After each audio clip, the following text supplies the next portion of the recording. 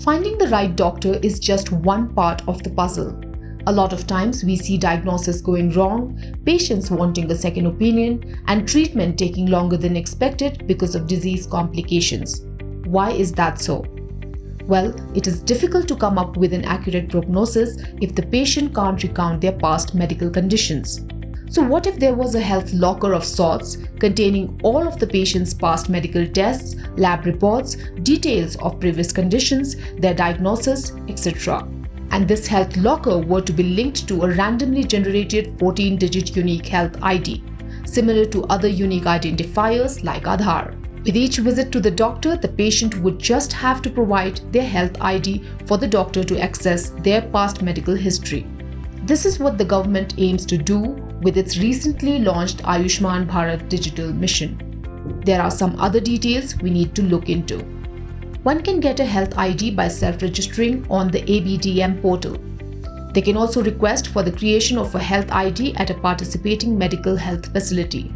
Health ID can be created via mobile or Aadhaar.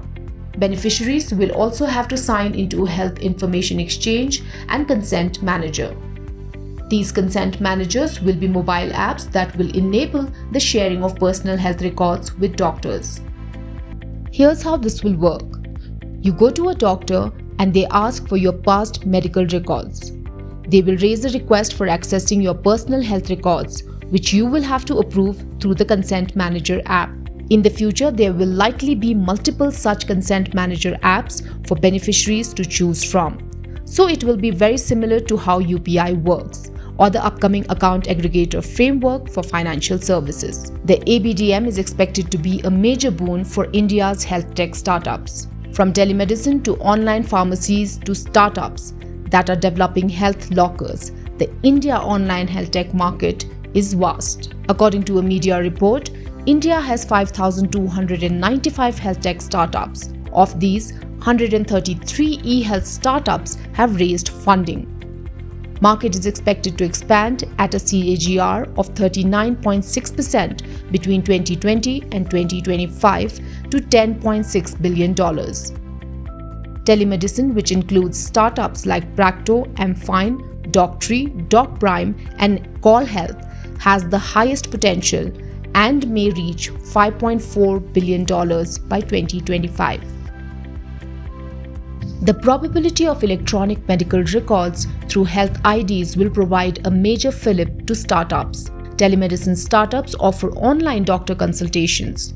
Now, with health IDs encapsulating a patient's entire medical history, telemedicine will only grow more robust. We talked to Dr. Ajay Bakshi, a volunteer with the Indian Software Product Industry Roundtable or ISPRIT, to understand the ABDM opportunity for tech players.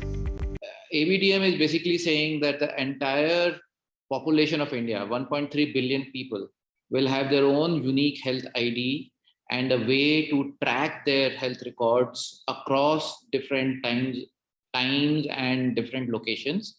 And therefore, if you are a health startup, you certainly will have, once all of this is rolled out, you will have access to the entire population. I think that's a big deal because for any tech startup, one of the most difficult challenges is getting access to the people and having a playground, so to speak, where 1.4 billion people are searching for health-related services, searching for doctors, searching for vaccines, like we have all experienced in the last few days during COVID. Having an inclusive playground, which is technologically verified, makes a big difference. So I think this policy of inclusion is going to be a very big deal. Besides the health ID, the ABDM will also see the creation of a national registry of doctors practicing acceptable forms of medicine, as well as medical and diagnostic facilities. First of all, if you are a doctor or a healthcare professional, you cannot enter into the Ayushman ABDM playground unless you are on the registry, which is managed by the government. Today also these registries exist, but they are very hard to access, and therefore they don't really fulfill their role of filtering out the so-called fake doctors or unqualified doctors who are practicing in the country. So I think if a citizen is finding a healthcare provider on the ABDM platform, he can be sure that this ABDM provider is a legit provider. I think that's a big step forward for a country which struggles with many of these fake doctors for a long time. So I think there is this aspect of verification, verified individuals, verified professionals. Same applies to facilities. Whether you're a blood bank or you're a lab or you're a diagnostic center or you're a hospital, you need to be on a legitimate government managed registry before you can be visible and discoverable and be a participant in the ABDM playground. Every allopathic doctor in India caters to 1,511 people on average. This is much higher than the World Health Organization prescribed norm of 1 doctor per 1,000 people. Moreover, most of these doctors are concentrated in the metro cities, leaving rural areas vastly underserviced and at the mercy of fake doctors and quacks. While improving the doctor population ratio will take time, India's techno-solutionism may have figured out a workaround. The recently launched Ayushman Bharat Digital Mission will create a unified health interface. This will be an interoperable system that would allow a patient to take the services of a doctor irrespective of whether they were on the same technology platform as the doctor. Patient could seek teleconsultation from doctors registered with multiple e-health platforms without having to create an account on each app. E-health startups will gain access to patients through the UHI. Dr. Bakshi also shed light on the importance of UHI.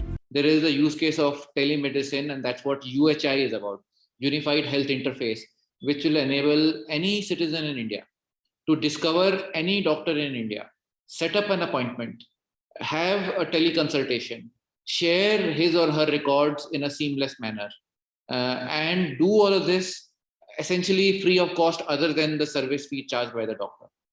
Eventually, this will expand beyond allopathic doctors to traditional systems of medicine. It will expand to care teams like ASHA workers and many other health professionals who participate in the delivery of healthcare. And this ability to link up the supply of professionals with the demand for their services through a digital platform is going to be a huge innovation for a country like India, where on one hand there is a chronic shortage of professionals, and on the other hand these professionals are concentrated in large cities. And therefore, if you are living in a tier 3, tier 4 city, you may not be able to go to a cardiologist. You may not be able to find a speech therapist. And these are needs that the digital platform through which ABDM is building will enable, and it will welcome participation from the private sector innovators, as well as also enable the public sector schemes like tuberculosis control program, like so many other programs that the government of India runs. They can also take advantage of this digital platform to reach the citizens better, to give their services in a faster and more seamless manner. All this is not to say that the ABDM won't have its problems. Already there are concerns over data privacy.